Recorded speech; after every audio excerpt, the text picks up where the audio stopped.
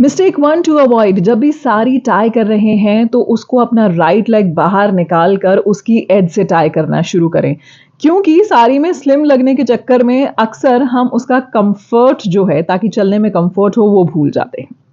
अब साड़ी को मत घुमाइए, खुद घूम जाइए और सामने की तरफ पहले साड़ी को टक कर लीजिए। इससे अब आपके दोनों हाथ फ्री हैं, आप आराम से अपने दोनों हाथों से साड़ी को अंडर स्कर्ट यानी कि पेटीकोट के अंदर टक इन कर सकते हैं।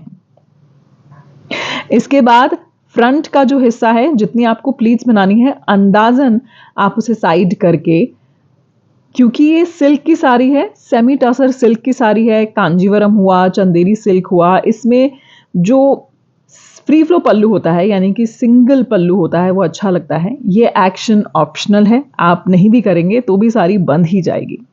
पल्लू की लेंथ कितनी लेनी है? मैं हमेशा घुटने से नीचे लेती हूं पल्लू की लेंथ, और मैं अक्सर प्लीट्स भी इसी तरह शोल्डर पर रख कर बनाती हूं। ऑल्दो इस साड़ी के साथ मैं फ्री फ्लो पल्लू लेने वाली हूं। Now the most important part जो अक्सर मिस्टेक करते हैं कि ये जो फ्रंट का हिस्सा होता है, इनर एज जो होती है, इसे हम सामने की तरफ पिन से टक कर लेते हैं, लेकिन सिल्क की साड़ीज में इसे अगर अवॉइड कर सकते हैं तो अच्छा होगा। मैं जनरली सिर्फ इसको सामने की तरफ लाकर आगे ऐसे टक कर लेती हूँ। इसके बाद आपके पास सामने का हिस्सा रेडी है जिसमें प्लीट्स बनानी है। यूं तो शादी में 7 फेरे होते हैं और साड़ी की प्लीट्स भी साथ ही आनी चाहिए, लेकिन क्योंकि ये सेमी टसर सिल्क की साड़ी है तो मैं इसमें ब्रॉड साइज की 5 प्लीट्स बनाने वाली हूँ। एक बहुत इंपॉर्टेंट चीज जो मिस्टेक आपको अवॉइड करनी चाहिए, पहली प्लीट जो है वो बहुत ज्यादा कॉर्नर से नहीं शुरू करनी चाहिए, एक बालिस्त यानी कि एक पाम का हिस्सा छोड़कर पहली प्लीट बनानी चाहिए।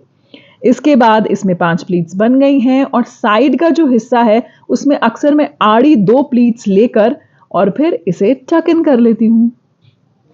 Your sari is almost done. इसमें आप पल्लू को प्लीट कर लीजिए। अक्सर इस तरह की साड़ी जिसका फ्लो बहुत अच्छा नहीं होता है या खड़ा खड़ा फैब्रिक होता है, उसमें आप हैंड्स ऐसे फ्री कर सकते हैं।